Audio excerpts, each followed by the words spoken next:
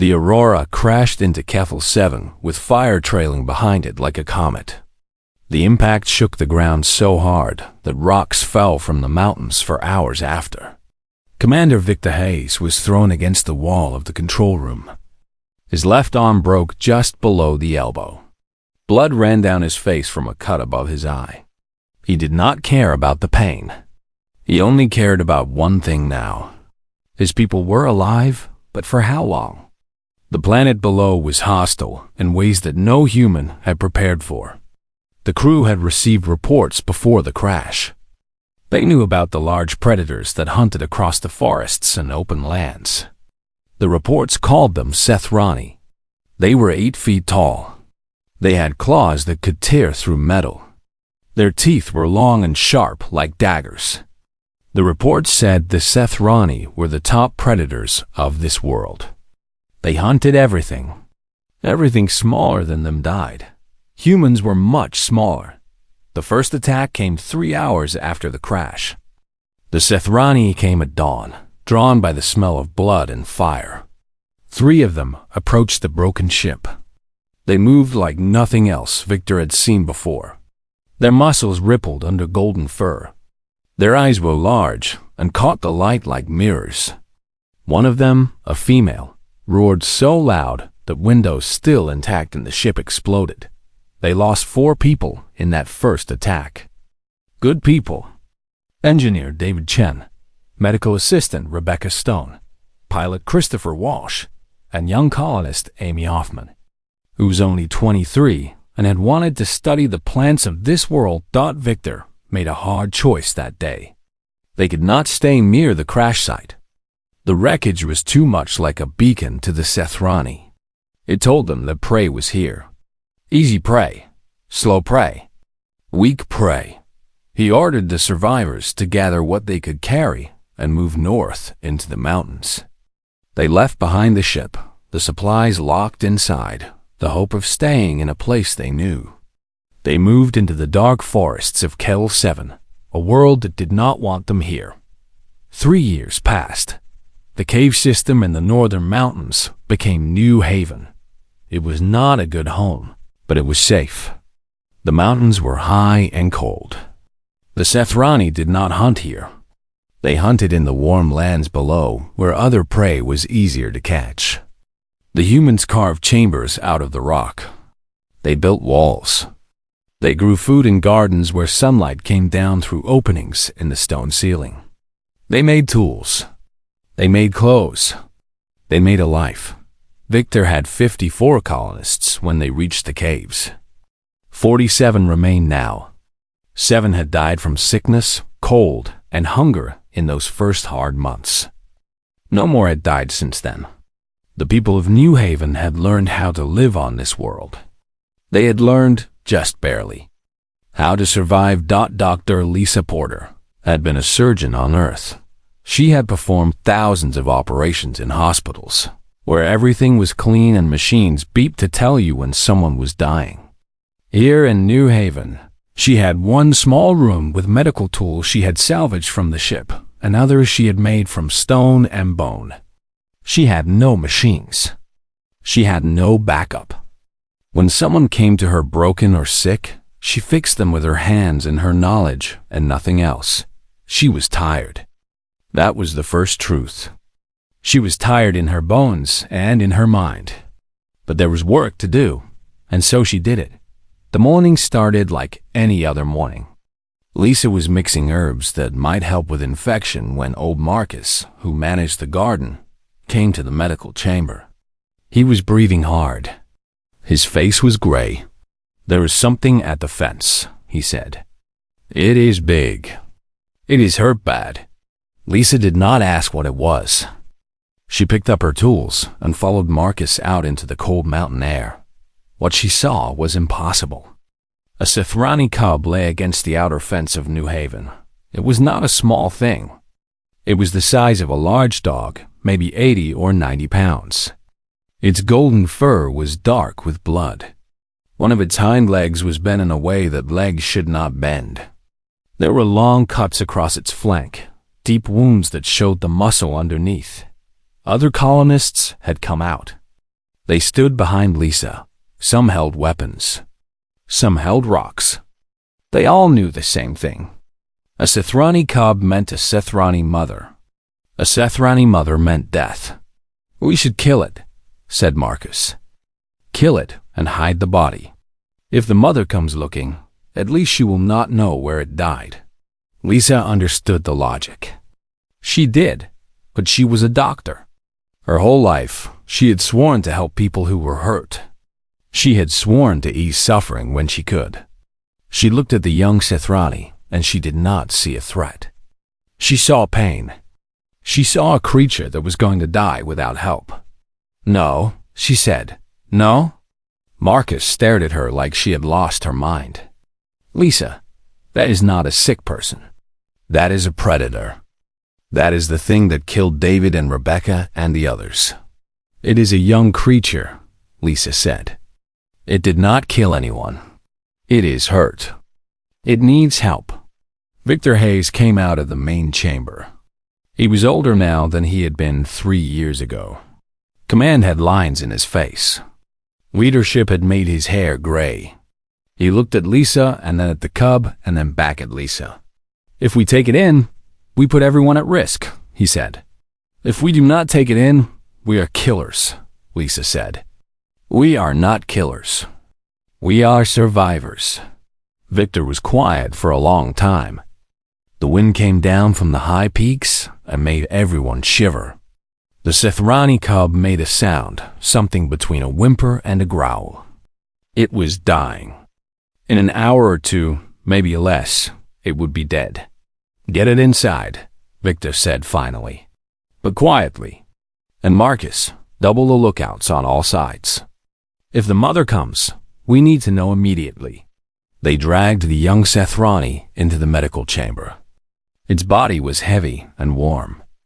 Even wounded and barely awake, Lisa could feel the power in it. She could feel what it would be like when it was healthy and strong. She cut away the matted fur around the wounds. She cleaned them with water that had been boiled over fire. She mixed medicines from plants she had learned to use on Earth, plants she had managed to grow in the gardens of New Haven. She wrapped the wounds in cloth that had been sterilized. She set the broken leg as carefully as she had ever set anything, using splints made from wood. The cub made sounds of pain but did not try to hurt her. It was too weak. It was too close to death. Lisa worked through the night. By morning, the cub was stable. It was still sick. The infection could still kill it. But it had a chance now. It had something Lisa had given it. A chance. To live. Victor stood in the doorway of the medical chamber and watched Lisa sleep beside the Sethrani cub. She had her hand on its chest, feeling it breathe. He thought about risk. He thought about survival. He thought about what separated humans from predators. Then he went to give the order to double the lookouts again. Because the mother was coming. He was certain of it. And when she came, everything would change. Kira had given birth to 12 cubs in her lifetime. 12. She had kept them safe and taught them to hunt and fight. Only 7 of them still lived. The strong ones. The fast ones. The ones who had survived the harsh way of the Sethrani. Her latest cub, the one she called Kesh, was strong. He had killed his first large prey at 6 months old. He had won fights with other young Sethrani. He was going to be a great hunter, maybe even a matriarch one day. He was perfect. 3 days ago, Kesh had gone to hunt alone in the Western Territories. Kira had let him go because he was old enough now. He was ready. She had taught him everything. He would come back with prey, or he would not come back at all. This was the way. But he should have come back by now. Kira had searched the Western Territories for 2 days. She found Kesh's blood on the rocks. She found claw marks from another Sethrani, much larger than Kesh. She found the path of his flight, the way a wounded animal runs when it is trying to get away. She followed the blood south toward the mountains. The territory there was not claimed by any Sethrani. It was empty. It was dead. Nothing lived there. Except Kira had heard reports from other Sethrani about the ship that had fallen from the sky 3 years ago, about the strange creatures that came out of it, about the soft prey that should have died in days, but somehow did not die. Most Sethrani thought they were already dead.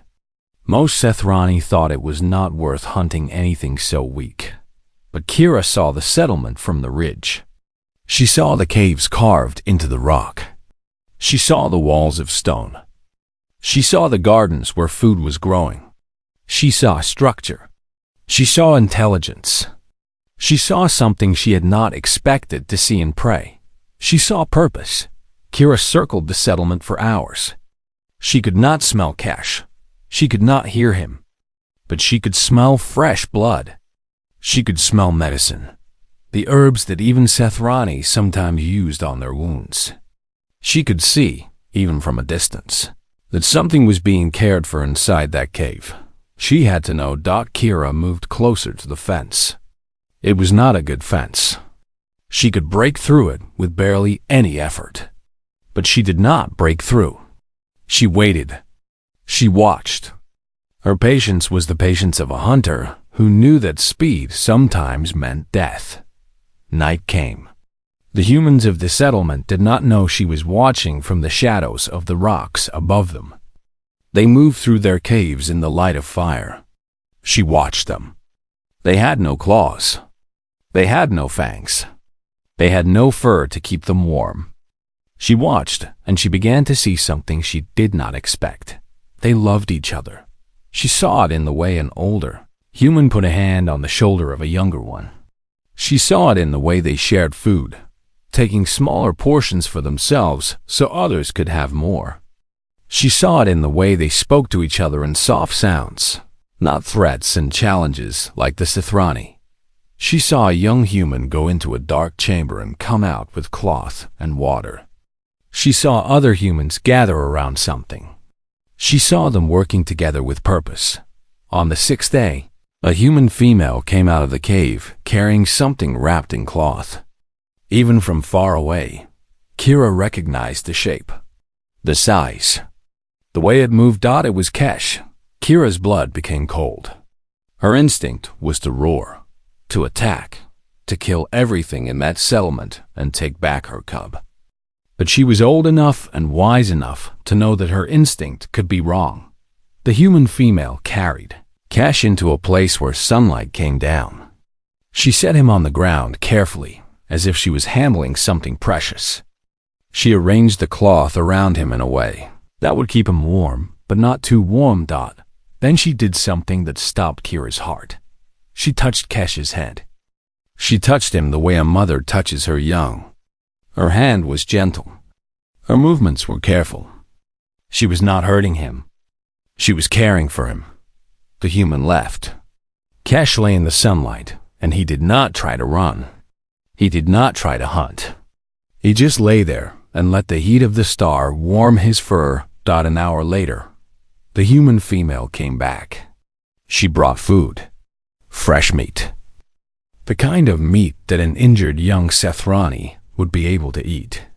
She set it down in front of Kesh and stepped away so he could eat without fear.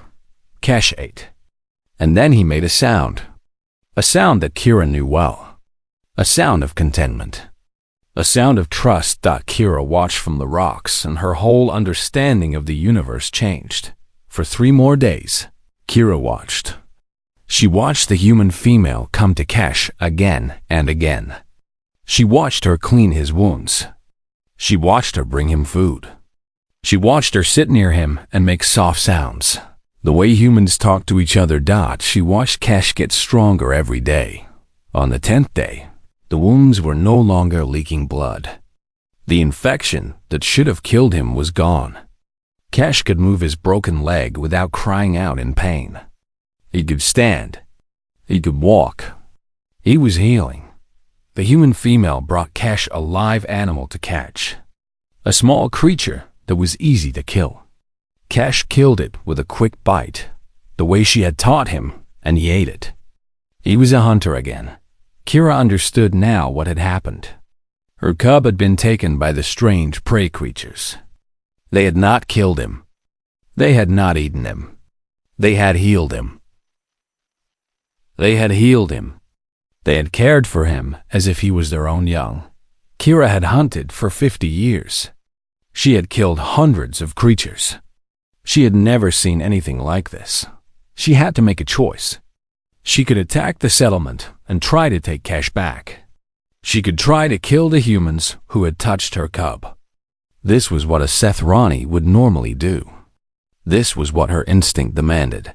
But Kira was not just a Sethrani.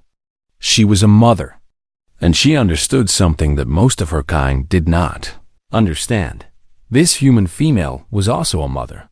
On the 11th night, Kira walked down from the ridge. She walked past the fence.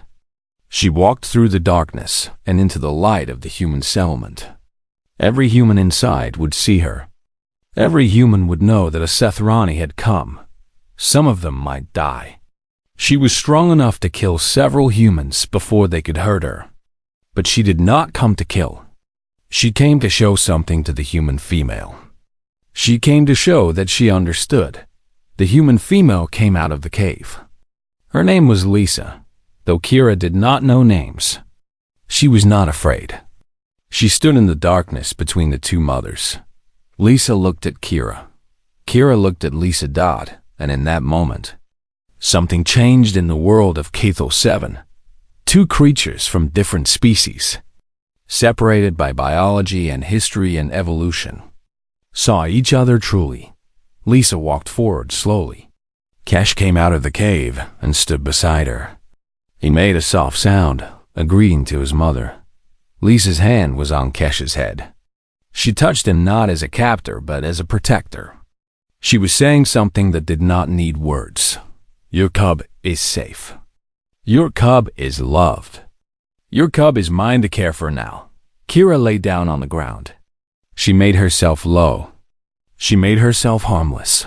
Then she made a sound that no Sethrani had heard in 1,000 generations. A purr. A sound of peace dawed, and in the darkness of Cathel 7, under stars that no human had names for, two mothers understood each other. Lisa named the young Sethrani cub Kesh because it was a name that sounded strong but not mean. She had learned that Sethrani could understand human words if humans used the same words again and again. So she called him Kesh every time she brought him water, every time she cleaned his wounds, every time she brought him food. Kesh became his name, and the young predator learned to respond to it. 2 weeks had passed since Kira had come to the settlement. The mother Sethrani did not attack. She did not try to take Kesh back. Instead, she watched from the rocks above New Haven. Every morning and every evening, she was there. Every human in the settlement knew she was there. They could feel her presence like a weight in the air. Victor had doubled and then tripled the watch. He had men with weapons on every ridge. But he also made a decision that surprised most of the colony. He told the guards not to attack unless the mother Sethrani made the first move. We are in her territory, he said at the evening meeting. She could have killed us all by now. She could have burned this place to the ground with nothing but her strength and speed. But she has not. That means something. Some of the colonists argued with him. They said he was being soft. They said that predators only understood death. They said that one moment of mercy would be repaid with blood. But Victor was their commander, and they followed his orders. Lisa did not need the arguments to know she was doing the right thing. Every morning when she woke up, Kesh was sleeping beside her bed. Every morning, she checked his wounds, and they were getting better. The infection was gone now. The fur was growing back over the cuts. The bone in his leg was healing straight and strong. Kesh was going to live, but living meant something new now. Kesh was not just Lisa's patient anymore. He was becoming her friend. Or maybe something closer than a friend. Maybe what the Sethrani felt for each other, the bond between a mother and child, between a protector and the protected. Cash followed Lisa everywhere in the settlement. When she went to work in the medical chamber, Cash came with her. When she went to the gardens to look for plants she could use as medicine, Cash walked beside her. When she sat down to rest, Cash lay down at her feet, his large head resting on her leg, his breathing warm and steady. The other colonists had become used to the young predator. Children would come and sit with him. He would let them touch his fur. He would make soft sounds that meant he was happy. The first child who touched him without fear was a girl named Sophie. She was 7 years old. Her mother had wanted to stop her, but Victor put his hand on the mother's shoulder. "Let her," he said. "Let her see what we are capable of." Sophie sat next to Cash, and the young Sethrani allowed her to run her hands through his fur. He purred, a sound like distant thunder, and Sophie laughed. It was the first real laugh that sound had made him weeks. Every adult in New Haven felt something change inside them when they heard that laugh. Cash was learning. He was learning that humans were not prey. He was learning that they could care for him in the way his own mother cared for him. He was learning trust. On the night of the 23rd day, Lisa knew it was time. Cash was healed. His leg was strong. His wounds were closed. He was ready to leave the settlement. He was ready to go back to his mother. She told Victor this at the evening meeting. "He is healthy enough now," she said. "We should release him. Are you ready for that?" Victor asked. Lisa was quiet for a moment. She had grown attached to the young Sethrani. Every day she had expected it to be the last day. Every night she had sat with him, knowing that one day soon she would have to let him go. But this was the right thing to do. Cash did not belong in the caves of New Haven. He belonged with his mother. He belonged with his own kind. "Yes," she said. "I am ready." That night, Lisa took Cash to the edge of the settlement. The sun was going down. The sky was turning orange and red. The air was cool. Kira was waiting on the ridge above, the same place she had watched from for the last 3 weeks. Lisa walked slowly. Cash walked beside her. At the edge of the fence, Lisa stopped. She knelt down and put her arms around the young Sethrani. She felt his fur. She felt his heartbeat. She felt the warmth of him. "You are going to be strong," she said. "Stronger than you already are. You are going to be a great hunter. You are going to protect your mother and your brothers and sisters. You are going to live a long life on this world." Cash made a sound. A purr. He understood that Lisa was saying goodbye. Lisa pulled back and looked at Cash's face. His large eyes reflected the light of the dying sun. She touched his forehead, the way she had done 100 times in the medical chamber. She touched him with all the love that one being could give to another. Then she stood up and stepped back. Cash did not move at first. He looked at Lisa. Then he looked up the ridge where his mother was waiting. His body tensed. His muscles moved. And then he ran. He ran up the slope with speed and power. He ran toward his mother. He ran toward his kind. He ran toward his life. Kira came down from the ridge to meet him. She could have charged. She could have run hard and fast. Instead, she moved slowly. She made herself low. She was a mother greeting her son. Cash reached her, and they collided. But it was not a fight. They moved around each other, checking for injuries, checking for signs of sickness or weakness. Kira smelled him. He smelled her. They made sounds that meant something deep and old and true between a mother and her child. Then Kira looked back at Lisa. She was standing at the fence, watching them go. The human female who had healed her cub. The human female who had loved Cash when she could have killed him. Kira made a sound. A roar that echoed across the mountains. But it was not a roar of anger. It was a roar of understanding. It was a roar of respect. It was a roar of gratitude. Lisa watched as Kira and Cash disappeared into the forest. She watched until they were gone. She stood at the fence in the cold air of Kethel 7, and she cried. Not from sadness, though she was sad, but from something else. From knowing that she had changed something. From knowing that she had proven that humans were more than weak prey creatures. She had proven that humans could heal. She had proven that humans could love. She had proven that humans could matter. Behind her, Victor Hayes stood watching. He understood what had happened here.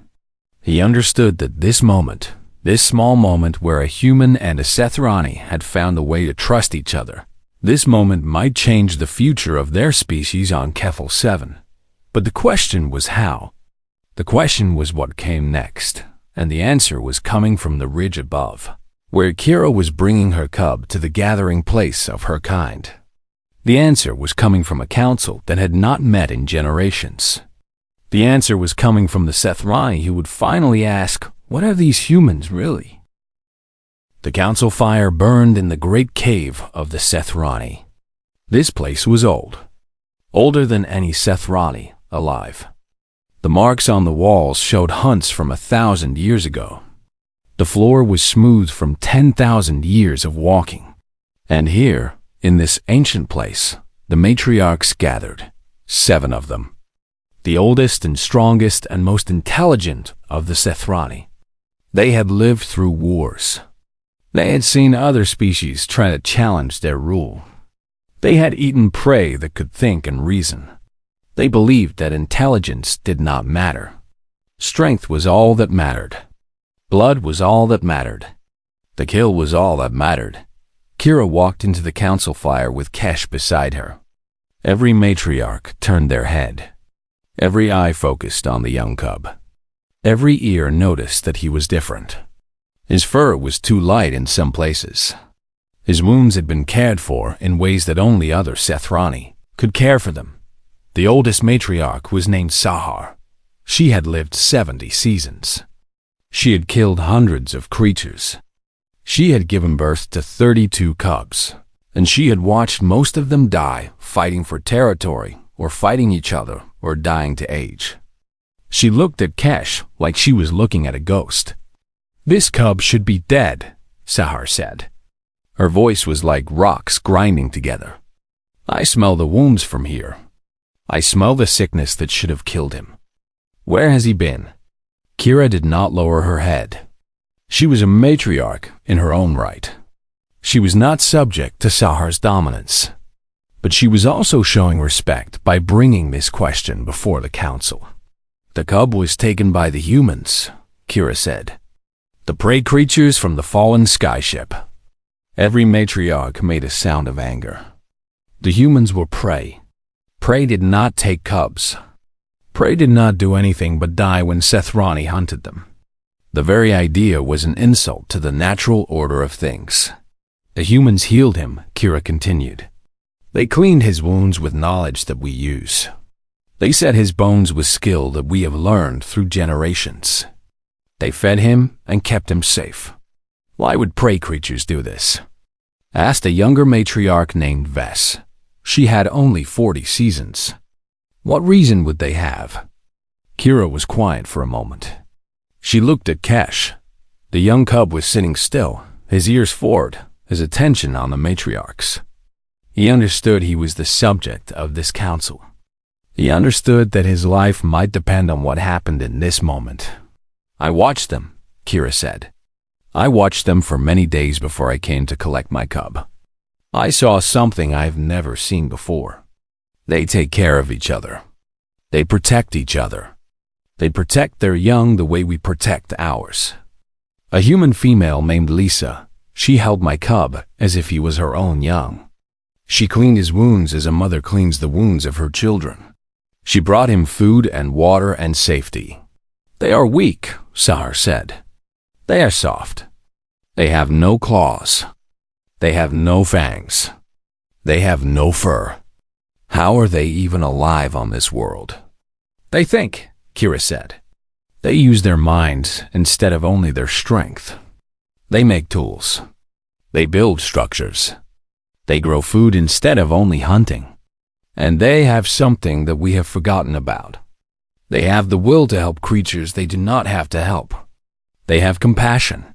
The word hung in the air of the cave like something foreign and wrong. Compassion. It was not a Sethrani word. It was not a concept that had meaning in their world of strength and dominance. In the world of the Sethrani, weakness was death. Kindness was death. Anything that was not strength was death. But Kesh stood up and walked to his mother. He pressed his head against her leg. And the matriarch saw something they had never seen before. They saw a young Sethrani showing trust to something that should have been his enemy. They saw a cub that had been touched by human hands and yet was still strong. Still whole. Still alive. This cub is stronger than it should be, Sahar said finally. Because the humans healed him. Because they saved his life when they could have killed him. That is interesting. It is unnatural, Ves said. Prey does not do this. Prey runs or hides or dies. Prey does not act like hunters. Perhaps we have been wrong about what prey is, Kira said. Perhaps these humans are not prey at all. Perhaps they are something we do not yet understand. For 3 days and 3 nights, the council debated. Some matriarchs wanted to attack the human settlement and destroy it. Some wanted to capture the humans and force them to serve the Sethrani. Some wanted to forget that the humans existed and leave them, to die on their own in the caves of the north. But Sahar was the oldest. And Sahar had seen many things in her 70 seasons. She had seen the Sethrani hunt other predators to extinction. She had seen territories fought over until blood made the ground red. She had seen power and strength and dominance turn tribes against each other until there was nothing left but death. On the 4th day, Sahar made a decision. She would meet with the humans. She would see this creature named Lisa, who had healed the cub of her enemy. She would understand, if understanding was possible, what these prey creatures really were. Kira brought the message to New Haven.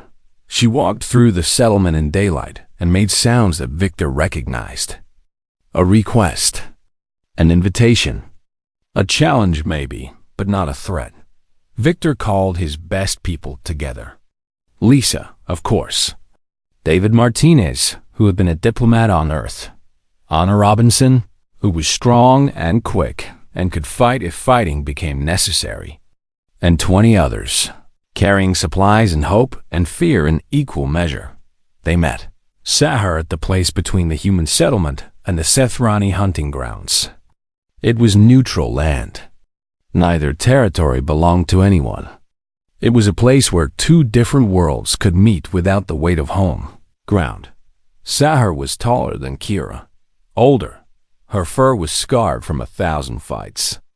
Her eyes were sharp and cold and intelligent. She looked at Victor, and he forced himself not to step back. She looked at Lisa, and something in her expression changed. "You are the one," Sahar said. Her voice was quieter than Kira's, more controlled, more dangerous. "I am," Lisa said. "I healed your cub's son. Why?" Sahar asked. "Give me a reason that makes sense." Lisa stepped forward. Victor wanted to stop her, but he did not. He let her walk toward the great matriarch. "Because pain is pain," Lisa said. "Because a young creature in suffering needs help. Because healing is what I was made to do. Because if I had killed him, I would have been a murderer. But when I saved him, I became something else. Something better." Sahar was quiet for a long time. She looked at the small human female standing before her. This prey creature that had no claws and no fangs. This soft thing that should have been dead already. Then Sahar did something that no human expected. She lay down on the ground. She made herself low. She made herself powerless. "What do you want?" she asked. Victor understood. She was asking for peace. She was asking what could be built between them. She was asking what came next. "We want to live," Victor said. "We want to farm and build and heal. We want to share knowledge. We want to understand your world." And we want you to understand ours. Sahar stood up. Then we will try, she said. We will build something that has never been built before. But know this, human. If you betray this, if you use our trust against us, we will hunt your kind from this world and erase the memory that you were ever here. We understand, Victor said. And we accept those terms. The first trade was food. The Sethrani brought fresh kill, and the humans brought crops they had grown. The first cooperation was shelter. The humans taught the Sethrani how to build better caves. The Sethrani taught the humans which places on the world were safe and which were dangerous. And slowly, very slowly, the two species began to see each other not as predator and prey, not as enemy and threat, but as something new, as partners, as two kinds of intelligence learning from each other, as proof that the world could be different from what it had always been. 6 months had passed since the first meeting between Victor and Sar. The ridge that looked down on New Haven was no longer a place of danger. It was a place of work. Sethrani and humans moved together, building new structures that neither species could have built alone. The humans had knowledge of architecture. The Sethrani had the strength to move heavy stones. The medical center of New Haven had expanded. Lisa now had 3 human assistants and 2 young Sethrani who came to learn from her every day. She taught them about anatomy. She taught them about the plants of Kethel 7 and how they could heal wounds and cure sickness. She taught them that knowledge was power, and that power used to heal was better than power used to kill. The gardens grew larger. The Sethrani had shown the humans how to use certain minerals in the soil to make crops grow faster and stronger. The humans had taught the Sethrani about preservation, about storing food for the cold seasons when hunting was harder. Kesh was fully grown now. He was strong and fast and intelligent. He was learning both from his mother Kira and from Lisa. He was becoming something that no Sethrani before him had ever been. He was becoming a bridge between 2 worlds. The transmission started on the 1-year anniversary of the first meeting. Victor had found the communication device in the wreckage of the Aurora. It had taken him months to repair it. The batteries were powered by the sun through panels that humans had learned to construct in the caves. The signal was weak, but it was strong enough. The message was simple. The Aurora has crashed. The crew has survived. We have made contact with the dominant predator species of this world. Cooperation has been established. We are building a new civilization on Kethel 7. The response from Earth came back after 3 weeks. Rescue mission authorized. We are sending a ship. Prepare for arrival in 8 months. Victor called a council with Sahar. Humans and Sethrani sat together in the Great Cave. For the first time in the history of both species, they were making decisions together. They are sending a ship from Earth, Victor said. The original plan was rescue. But that is not what we want anymore, is it? Sahar made a sound that might have been laughter. It was something new. The Sethrani were learning to make sounds that were not threats. We do not want to lose you, she said. You have become part of our world. Then we need to show them, Lisa said. We need to show them what is possible here. We need to bring them to Kethel 7 and let them see what we have built. For the next 8 months, Sethrani and humans worked together to prepare. They built a new settlement on the ground level, closer to the Sethrani hunting territories. They created a place that was part human design and part Sethrani structure. It was something completely new.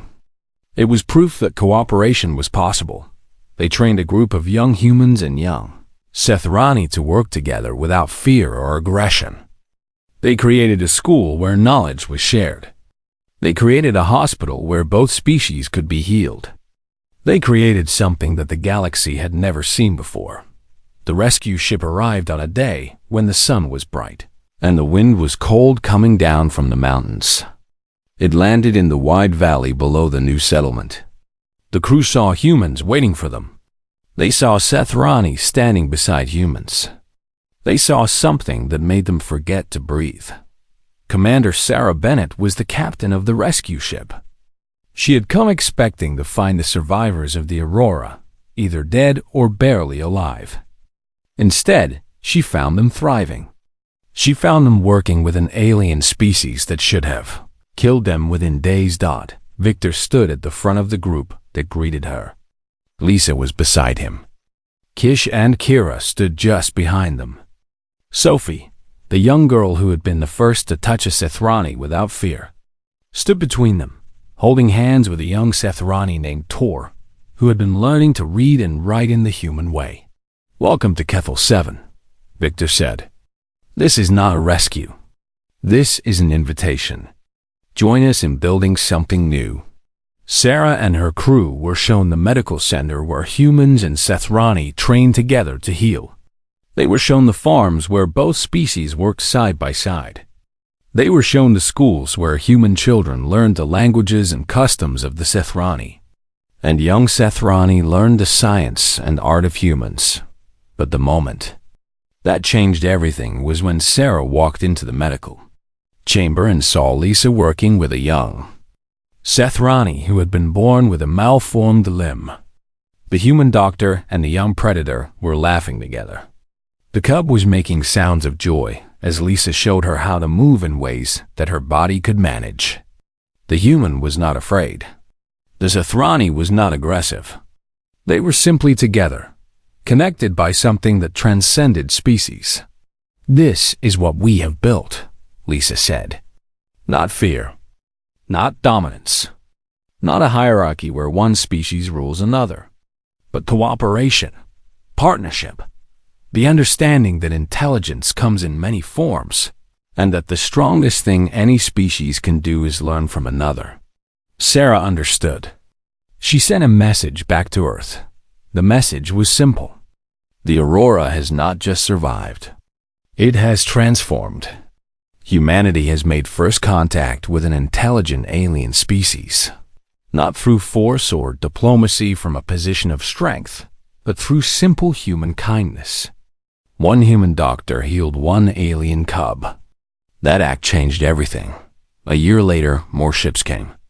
Not rescue ships, but colony ships. Humans came willingly to Kethel 7 because they had heard the story. They had heard about the world where predators and prey had learned to work together. They had heard about a place where intelligence and compassion had won over strength and dominance. The civilization that grew was like nothing that had ever been seen before. It was not human. It was not Sethrani. It was something new. It was a place where two very different species had learned to value what the other could offer. Lisa stood on the ridge where Kira had once watched in darkness, and she looked down at the settlement below. There were human buildings and Sethrani caves mixed together. There were children of both species playing together. There were adults of both species working on projects that neither could have completed alone. Kesh stood beside her, fully grown now, fully part of both his worlds. He was teaching a class of mixed human and Sethrani students about the medicine that Lisa had taught him. He was proof that it was possible to be part of two worlds. He was proof that what separated species could be bridged. Victor came to stand with them. He was old now, his hair completely gray, but his eyes were still bright with purpose. "Do you think they will believe us back on Earth?" he asked. "Do you think they will understand that humans did not conquer this world with weapons or force? That we won it with healing and kindness?" Lisa smiled. "They will believe us because it is the truth," she said. "And more than that, they will believe us because this works. We are alive. We are thriving. We are building something better than what we left behind. That is proof that cannot be denied." Kesh made a sound, a purr that had become familiar to all the humans of Kethel 7. It was a sound of contentment. It was a sound of peace. Victor looked out over the world that humans and Sethrani had built together. He thought about the moment when Lisa had chosen to heal instead of kill. He thought about how one decision, made by one doctor in one moment of compassion, had changed the destiny of 2 entire species. "Thank you," he said to Lisa. "For what?" she asked. "For being brave enough to see a creature in pain and choose to help instead of choosing to be afraid." That one choice changed everything. Lisa watched the sun set over Kefil 7. She watched humans and Sethrani walk home together. She watched a world where the impossible had become possible. She watched a future that had been born from a single act of kindness to a wounded cub. "The bravest thing humans can do," she said, "is not to fight. It is not to survive alone. It is to reach out and help. It is to see pain in another being and say that matters to me. That matters to us. That is what makes us human. That is what makes us strong." And in the darkness of Kefil 7, under stars that belonged to no single species, 2 worlds became one world. 2 kinds of intelligence, 1 kind of heart. And a single act of healing echoed across the galaxy, showing that humans were not conquerors. Humans were builders. Humans were healers. Humans were capable of something that aliens had never seen before. Humans were capable of love,